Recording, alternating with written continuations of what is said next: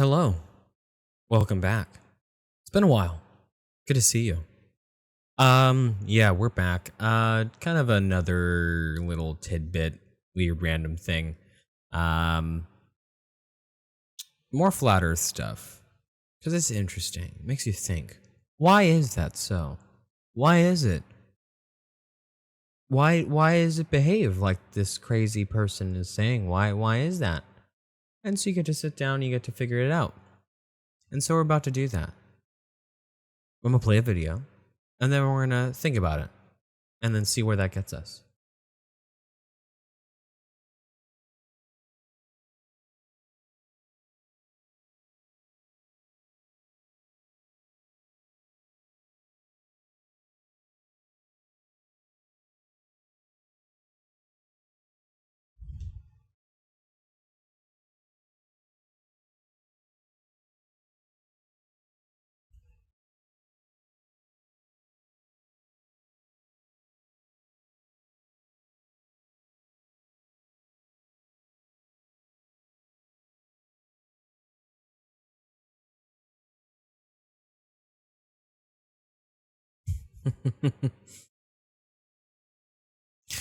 Okay. So, Polaris, the Georgia Guidestones, the person, I don't know his name, but you hear him a lot with the most vocal flat earther there is, David Weiss, I think. Um, his whole thing is he'll say something that is supposed to be awe-inspiring, and truly it is. It's crazy how fast Earth moves through space. It's crazy how fast the sun moves through space. And yeah, we do this corkscrewing motion through space. Now they go from one extreme to this other extreme and be like, well, then why stars stand whole? Why stars stand whole if move? And there's a very simple explanation. It's very far away. Very, very far away. Let's have a little Googles, shall we? Polaris, distance. Okay, it's estimated between 323 and 433 light years. Just far. Pretty far. Pretty far, would anyone say, yeah? Pretty far. And this is significant because you can have a similar effect to, also there's another reason why Polaris stays in one spot, and we'll get to that in a second, but even still, something significantly far away, you are able to move quite a bit before its position will change, and its relative position will change just a little bit as you do this whole movement thing. But Polaris is an interesting case, and it just shows you the ignorance, I guess, really. Polaris is a very important star. It's the North Star. This is a star that's position is directly above the zenith. This is the North Star. It lies directly over the celestial pole, the celestial north pole of the Earth. So this means that no matter how the Earth rotates, because in reality it's the Earth that is rotating and giving us the illusion of the stars moving around us, but the North Star still remains at the top. It remains in position. This isn't a proof that the Earth is flat at all. This has more to do with, one, it provides that the Earth is rotating, and furthermore, people in the southern hemisphere don't see the North Star. They have the Southern Cross, a different star, a constellation really, a collection of stars that are only visible in the southern hemisphere. So they mention these things, and if you just pick a little bit, then you'll find that it falls apart. It just falls apart. And this is no exception. So Polaris stays in one spot because it is it's above the celestial North Pole. We basically rotate. The Earth rotates, and that's the top of the top right there, and we're spinning beneath it, I guess is how you can say it. And that's why Polaris do what it do. Polaris doesn't need to make sense to you, and if that's difficult to believe, then I think you should get help. I really do. Yeah, let's see. Where can you believe that? Yeah, and we have, of course, all these different. Oh, turn that off. Don't need that. And of course, this is the model that you have to. Yeah, and that's just asinine. Like, we have to take that globe and do that. Sun is local. Yeah, no. Seems pretty flat to me. Yeah. Yeah, because you can't. Your brain finds it difficult to rationalize just how big the Earth is. Just like how it's difficult to rationalize how big 400 some odd light years is. Like, here's a little exercise of kind of just how large things are and how difficult it could be to sort of comprehend.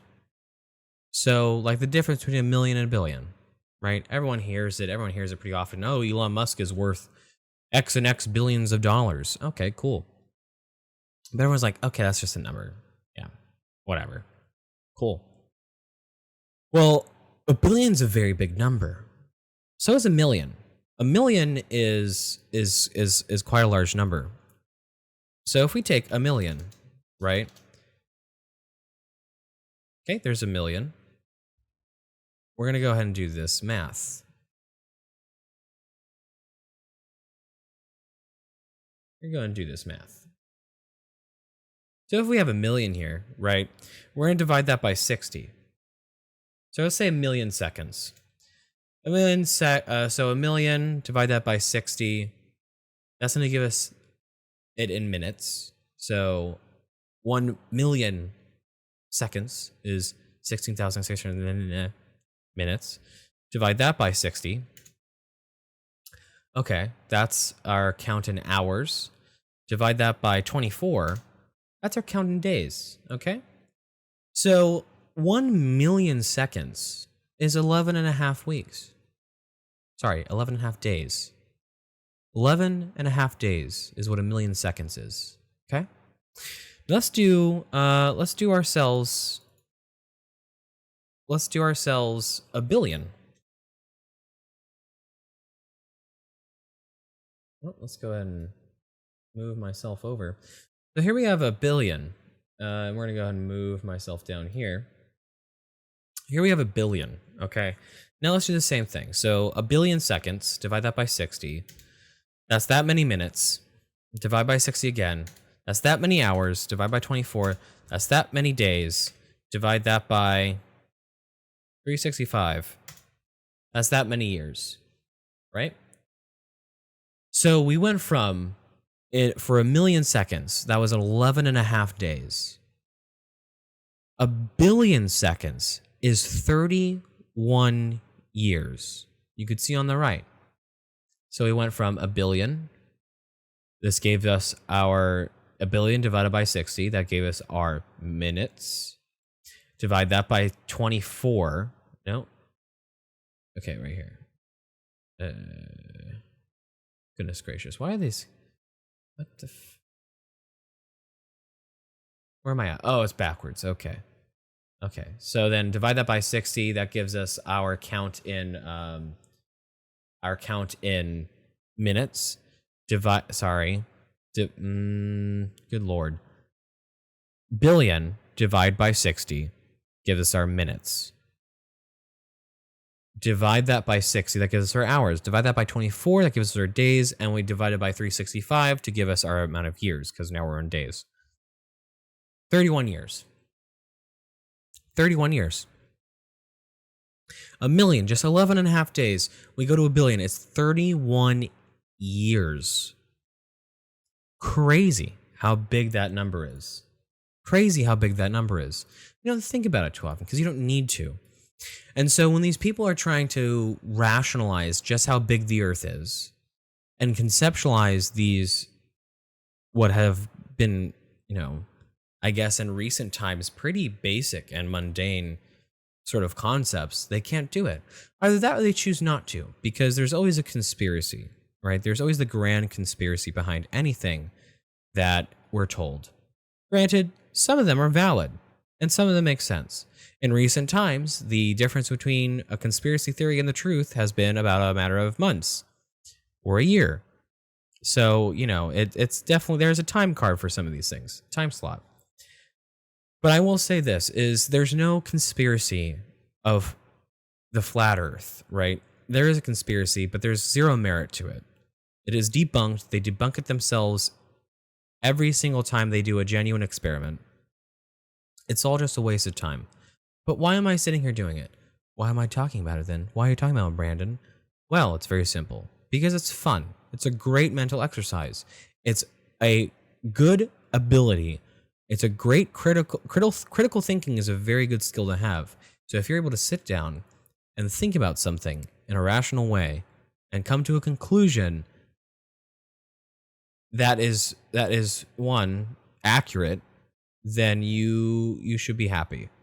Because apparently with most of these flat earthers, it's not a very common skill. It seems to be very, very, very less common the closer you get to a flat earther convention. Who knows if they're still doing it, if they're doing those anymore. I wouldn't. Hey, let's put all the people with an IQ that's room temperature in the same building. Where's your grand conspiracy? Oh yeah, the government wants to shut you up. Well, they're doing a really bad job.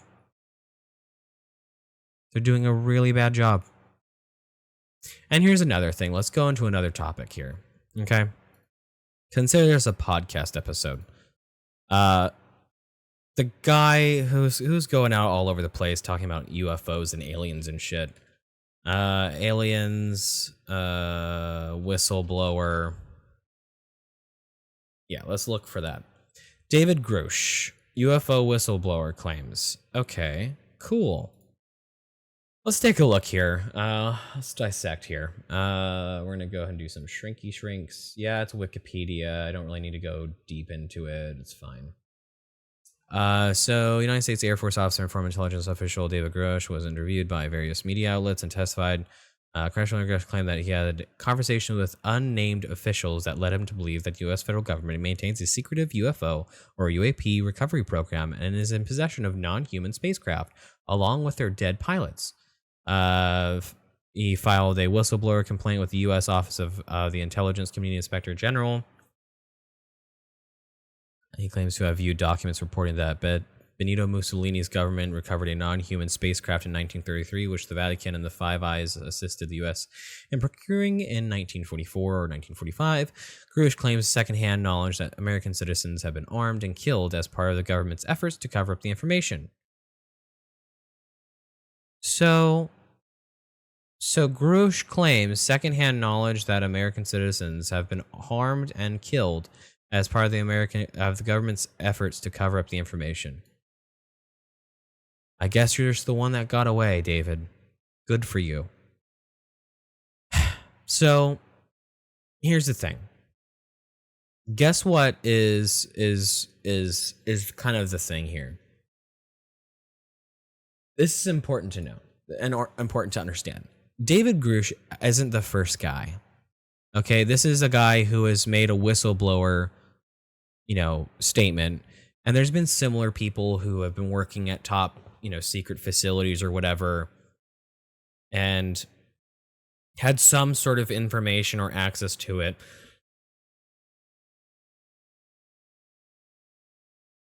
If there's technology that's super spicy out there, it's going to be under tight wraps. It's going to be top secret, top secret classifications and higher. So guess what doesn't really expire?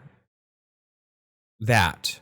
So just because this guy was a U.S. Air Force officer and former intelligence official, and he gets out, and now he wants to blow the whistle in 2023. Okay, can you show us documentation? Since if you are indeed talking about it, David, I would imagine it's declassified. Otherwise, you'd be going to prison. Because if something's top secret, I don't even think whistleblower really covers that crap. I don't even think Whistleblower Act would even cover you. If this is technology, sophisticated technology that I'm sure the United States wants to keep protected for, its own private interests. And if this guy is claiming that he has secondhand knowledge of people being killed to cover up the information, then it is likely very, very, very secret. So here's my thing. When I hear this crap, it's not the first guy. There's been plenty of guys like him who go, yeah, aliens. I worked at Area 51 forever, and yeah, I saw aliens and flying saucers, and yeah, I once saw a dog with 3 eyes. Yeah, all that crap. And they're fine. They don't go to prison. They don't go to jail. They don't disappear. Like, they're fine. That's probably for a reason. It means that whatever they were talking about is nonsense. Just like how I would get, the greatest way to, the greatest way to make sure you don't look guilty and like you're hiding something is just let them talk about it. Blah, blah, blah, blah, blah. Yeah. But he just said, this is claim. He has claimed that the U.S. government has killed people to keep it secret. Right. Okay. So, yeah, all this UFO talk, all this UAP, because, we had to change it. Hey, folks, guess what? A UFO just means it's unidentified. Okay? It's not aliens until it's aliens. Unless you see a little green fucker crawl out of it and start saying, it's just, what's that? It's not aliens. Okay? You bastards, you rat bastards have ruined the term UFO. Because now everyone just goes, aliens, instead of what they should be doing is like, that's weird. I wonder what that is. They do that, but it's always with the weird sort of eyes like, it's aliens. What is that, aliens?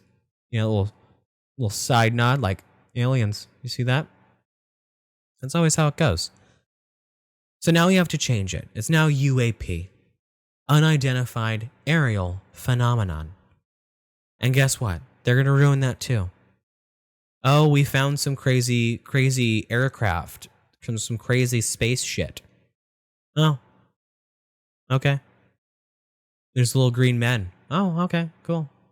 Now, you see how the public is kind of really, really blasé about it? Because this has been done before.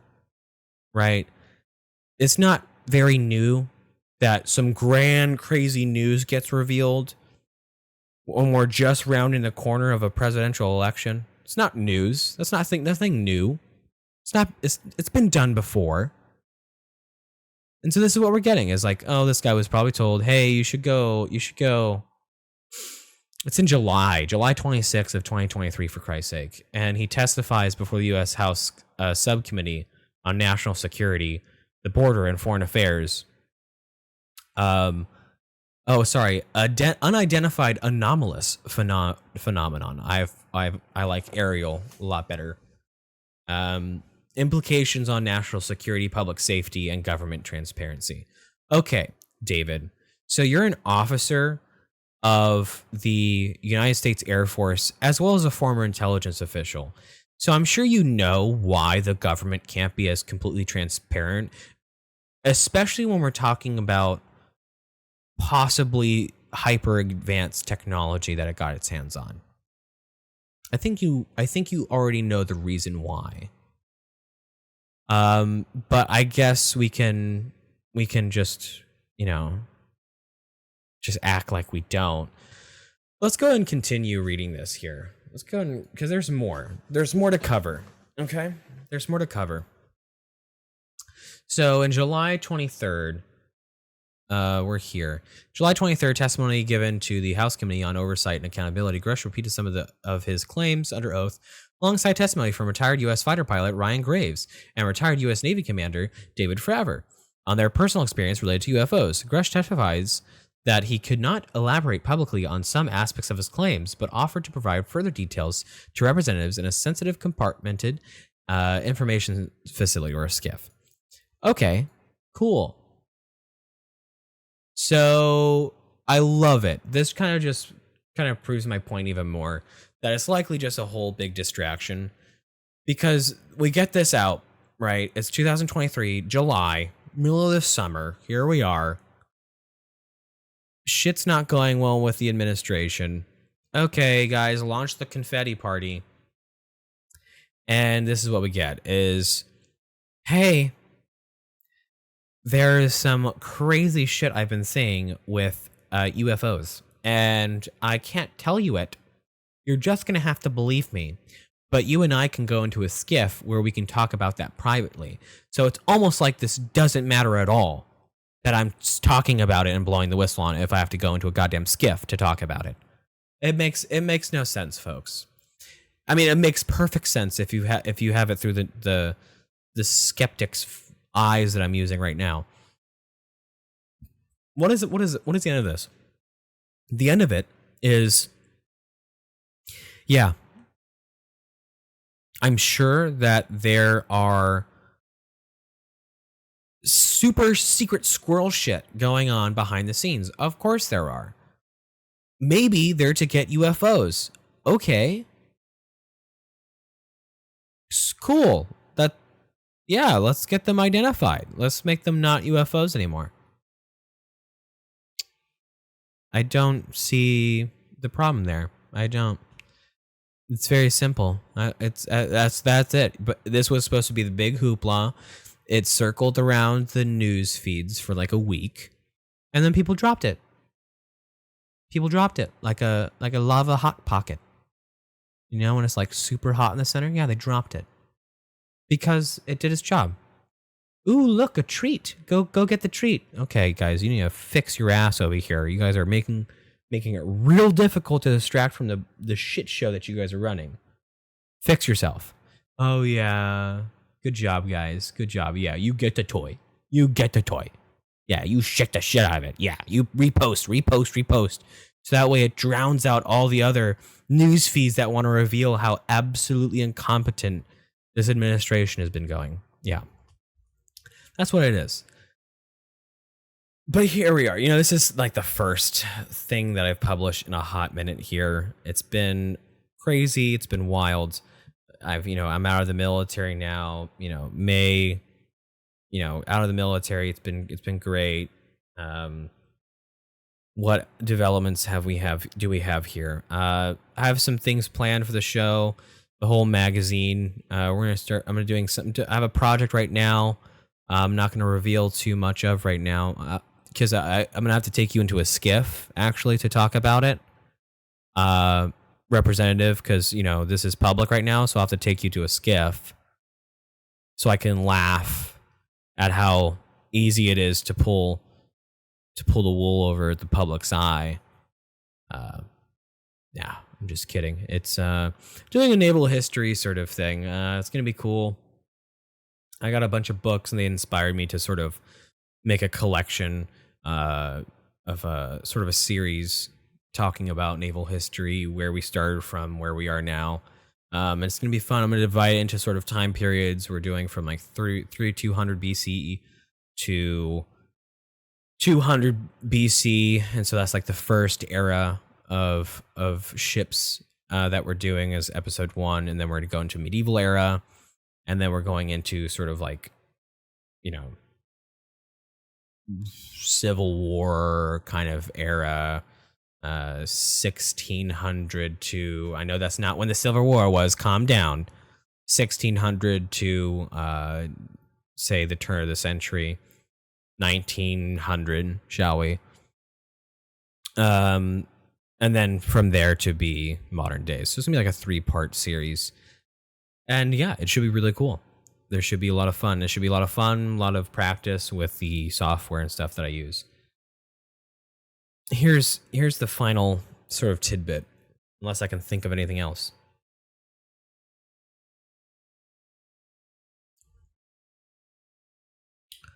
A lot of crazy shit's going on, folks, today.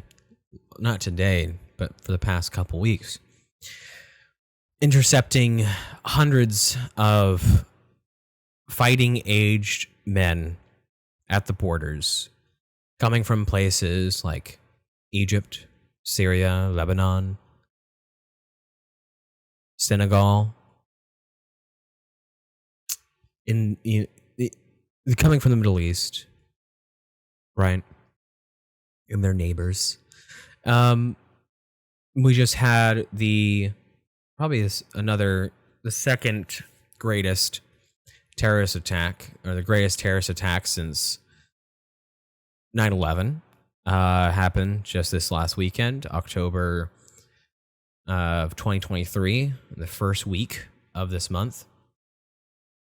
Hamas, a terrorist organization that is basically in control of Iran, they stormed into Israel and started killing civilians by the hundreds, murdering entire families, beheading people, beheading babies.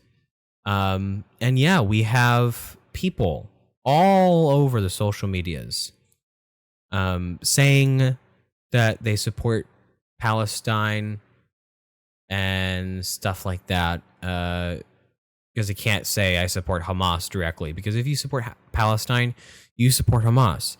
If your reaction to what just went down this last weekend is free Palestine, I support Palestine, then you are okay with what happened, murdering families, women, children, beheading babies, and doing all those sorts of things. And I wish that our government had a spine, and I wish that those people were put on a watch list.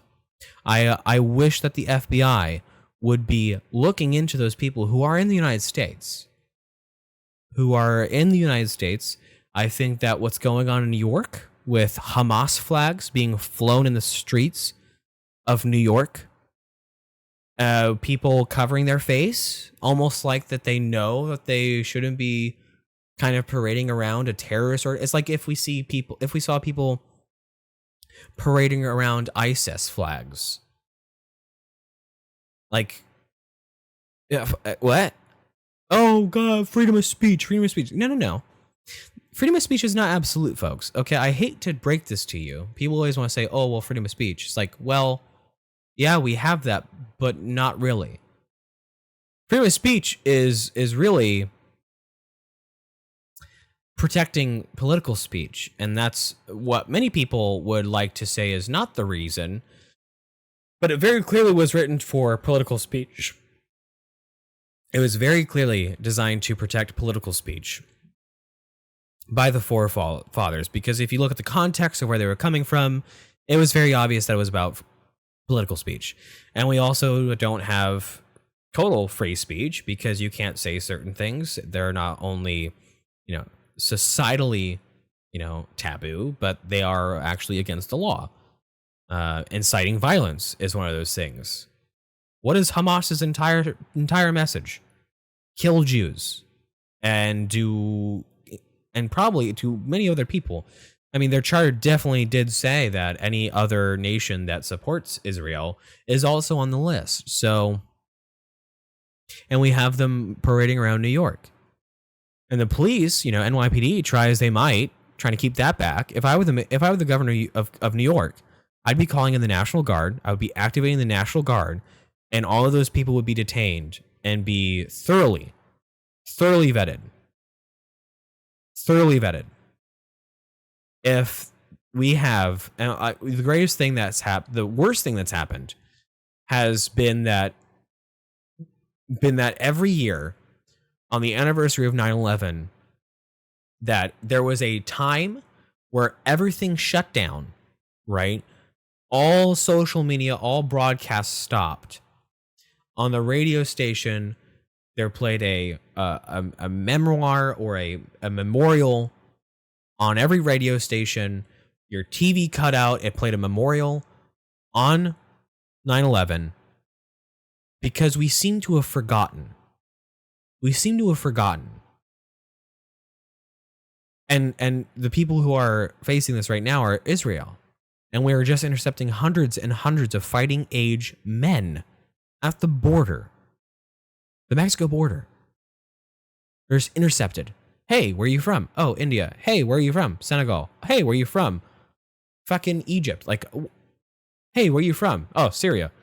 Where are you going to? California. Oh, where are you going to? California. Where are you going to? California. Where are you going to? New York. Yeah, here's my prediction, folks, okay? And I pray to God on high I am not correct. We are going to see something very bad happen very, very soon in this country, okay? Because we're weak on the border, okay? Now Biden's flabbering around, flapping his wings, trying to figure out, where he left his prune juice. And they're building the wall, baby. They're building the wall, okay? They're finishing the goddamn wall. The thing that they said was so bad and doesn't work, they're finishing it. Oh, blah, blah, blah. Insert lame excuse by the worst press secretary in the world. They're finishing the wall. And here we are where we're finding hypothetical terrorists. There was a time where where in this country, you could put somebody on a watch list because you were suspecting them of being a terrorist. Now, was it necessarily justified all the time? No, I'm sure it wasn't. But guess what I think is a good reason right now? If you are parading around the streets of New York waving a Hamas flag, you should probably be put on a watch list. Call me old-fashioned. That's just off the old dome. Learning from history, okay? We have people parading around and celebrating that Hamas, don't be fooled, they're saying Palestine. No, they are parading around celebrating that Hamas has gone in and killed innocent men and women and children by the hundreds. Okay? Don't be fooled. It's not Palestine. Oh, they're doing it for... No, they are if you are supporting Palestine right now, it's fine to have the stance of Palestine's, fair treatment in the geopolitical territories, But what should be happening is the denouncement, but they don't. They don't, because they don't denounce it. They don't denounce Hamas going in there and killing children. They don't. They support it. Hence their language. That's what's going on. They support it. But I digress. This was a very much not very organized whatever this was. But at any rate, I hope you enjoy and look forward to more in the future here.